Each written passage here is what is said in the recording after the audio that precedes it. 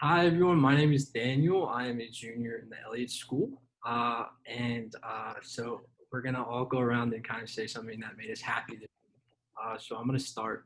And Something that made me happy this week was I quit my job at Bath and Body Works. Um, and that just took a lot of like stress off me for classes and stuff like that. So I'm very happy about that. I'm happy Yeah, for you.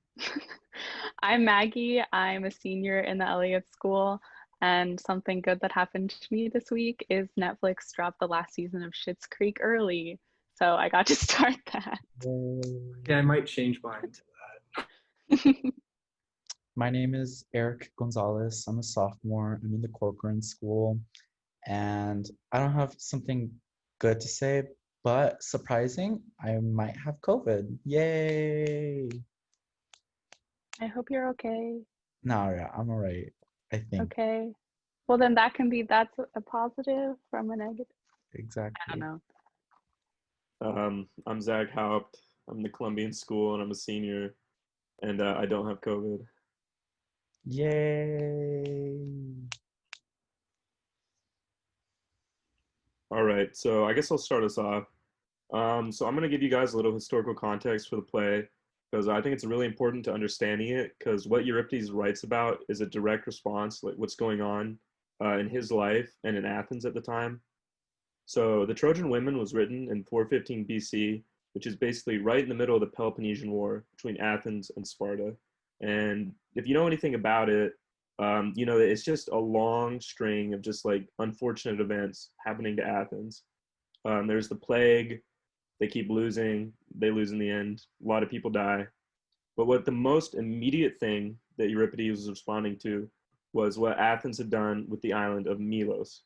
So Melos was an island which was neutral. It wasn't on the Spartan side or the Athenian side, and they wanted to stay neutral.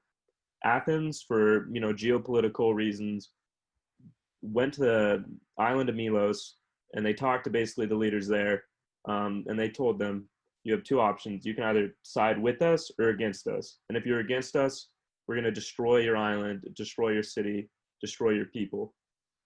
So the response of the islanders is basically, this is clearly something which is not the will of the gods. There's no moral correctness to your actions. Additionally, we just want to leave you alone and not be involved and live in peace. Why can't you just accept that? And the response of Athens was they didn't even engage with the moral argument. They just told them, might makes right. And since we have the might, we're right. So pick one or the other. So Milos decided to put its fate in the hands of God, and they hope that perhaps Sparta would help them. But unfortunately, Athens did destroy them. It destroyed their city. All the men were killed. The women and the children were enslaved, and Athenian colonists were moved onto the island. So you can see right here, as the play starts at the end of the Iliad, Troy has been destroyed. The men have all been massacred, and now the women and the children are being marched off into slavery. You can see some pretty immediate parallels right there. So now my friends will take it away. So I have some things that I found really interesting upon reading Children Woman. One of the first things is what contrasts this from some of the other plays that we've read so far is how the introduction into this play is a conversation between Athenia and Poseidon over the Trojans and the Greeks. And it really sets this play into context of um, a mortal conflict. And I don't know, I just think that's something interesting that we haven't really seen before. Another point that I thought was really interesting is that, well, I'm sure that we can all agree that this play very much has like an anti-war sentiment, and Euripides wrote The Trojan Woman with the aftermath of the Trojan War in mind. What are the real life repercussions of war, raising the city and enslaving its women?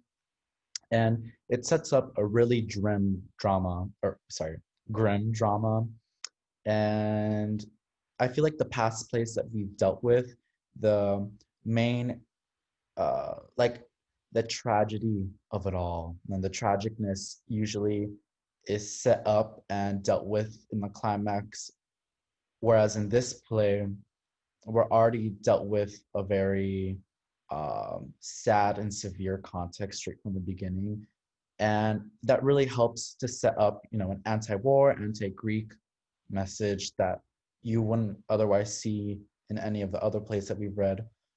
Also, I thought it was really interesting that something that connects this play to the other plays that we have read is that, the moral dilemma has never been completely black or white. Like, no matter what, anywhere around the world will have, similar or different opinions on subject matter. Like for example, the We Are Not Princesses movie that we watched, I thought it was interesting that one of the Syrian women took a pro-Korean stance, which opened my eyes to looking at the plays that we're reading now with, is it like the moral dilemma is not black and white. And that's definitely something that we can see with the Trojan Woman, for example, with Cassandra's testimony about how we should sympathize with the Greeks because, or not completely sympathize, but she introduces the idea that the Greeks died away from their homeland, away from their family, whereas the Trojans had access to their family and they could die respectfully in their homeland. So I don't know, I thought that was, an example of how like the moral dilemma isn't completely black or white. Yeah, absolutely. And I think this whole idea of like, war and, it's well, that general theme of this anti-war sentiment and, what comes of it. And I think that this play is a perfect representation of that because if you look at the play and the script in and of itself, there's not much action that takes place. Most of it is action that is in reaction to the events that have already taken place. The war is over. It's done. And I think that the servant, however you say, Talabios, however you say it, he says it perfectly. He said, "You are under our control now," when he's talking to Andromache. Like it's at this point where there's no turning back. And it's truly like sad. It's really like imminent death, like imminent danger. It's like, your fate, it's coming and there's nothing you can do about it. And I think that's absolutely most exemplified in the character Hecuba. You see this woman who was on the top of the world. Like she was queen of one of the most powerful cities. She had beautiful daughters, very successful, strong sons. She had everything going for her. But slowly throughout, the progression of the Iliad and even her reaction, like the progression throughout this play as well, you can see this woman losing everything, like her sons, her daughters, her city, everything. And the most tragic part of all of that being none of it she deserves. And really all of these women as well, Andromache, Cassandra, Polynixa, all of them, they are all people who suffer, or all women that suffer because of the actions of men. And it's sad to see these characters that are intelligent. Hecuba is, she's not a dumb person. She's smart. Andromache also very smart as well. She's given to Pyrrhus, Achilles' son, but later she escapes.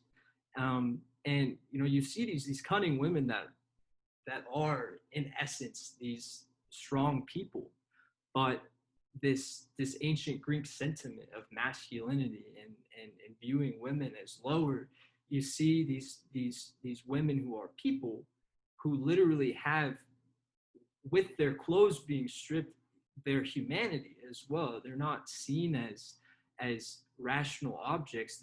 They're reduced to nothing but objects of pleasure, of sex, and reproduction. And I think especially with our modern day view on social issues, especially regarding gender, it's almost uncomfortable to see that these women suffering. It's truly a tragedy. Yeah, I think that that brings up a really important point of what is Euripides saying about women with this piece, because I think he takes a really in-depth look that avoids overgeneralization really well when he looks at mothers, and you look at Hecuba, who desperately tries to give Andromache, I think is how you say it, hope in the light of like what is truly the worst day I could possibly imagine. But then you look at how Andromache talks to Astyanax, her son, and she's very blunt and does not, what's the word? Color code is not the right word, but one of those. She doesn't lighten things at all and tells it exactly how it is. And I think that is an interesting contrast. And then when you look at the daughters, Andromache and Cassandra, Cassandra is really, obviously she has this clairvoyance that makes her reaction to everything that's about to go down much different to her sisters, who, like, as we just saw, or as I just said, is really just devastated and is not willing to see or express it any other way. And there's no critique in me when I say that. So yeah, I think that's interesting, because I do think he avoids overgeneralization of women in that way. But at the same time, the two things I just talked about, mothers and daughters, are like pretty limited in like the ways that we're looking at women. So yeah, I think that that is also a really interesting question.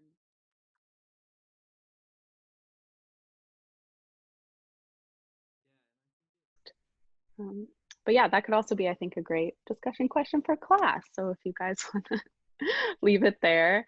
Yeah, I think, yeah, no, all in all, really well written. I thought the CHS people did a wonderful job. With that, that's our Foursquare. So thank you.